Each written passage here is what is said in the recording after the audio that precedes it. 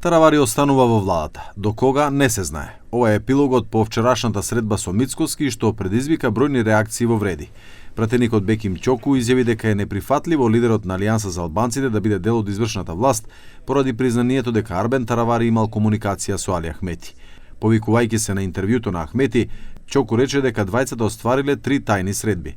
Është pak e habitshme ideja e Taravarit në që të mbeten qeveri, sepse ai sapo tha që vleni serviloset, kështu që dikush duhet të jetë servilosur shumë mbrëm në takim që të ngelen qeveri, sepse flasim për një kryeministër i cili për Arben Taravarin ka qenë shumë i mirë, ndërsa si vlen ka qenë servilosje dhe parti që rrin me zor dhe i bën përshtypje të keqe në publik, ndërsa Zoti Taravari ende është ministër i vlenit, pra këtë detyrën si ministër edhe si përfaqësim të qeverisë ka në kuadër të vlenit edhe fal vlenit. Реагираше и Изет Меджити преку објава на социјалните мрежи каде зборува за дадениот збор, а во меѓувреме спомнува и рокови.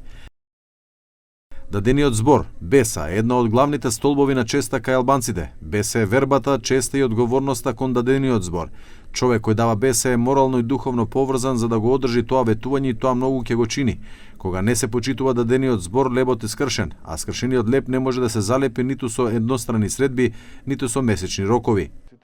Инаку вчерашната средба меѓу премиерот Мицкоски и лидерот на Алијанса за албанците Таравари се одвиваше зад затворени врати. Немаше ниту изјави, ниту официјални соопштенија. Последниот став на Таравари беше дека доколку одлуча да соработуваат со ДУИ, нема што да бараат во владата. За сега тој рече дека единствената одлука на Алијанса за албанците на локалните избори да настапи со посебни листи за општински советници. Меѓутоа рече дека одлуките ги носат партиските органи врз основа на демографската структура на одредена општина за евентуална соработка.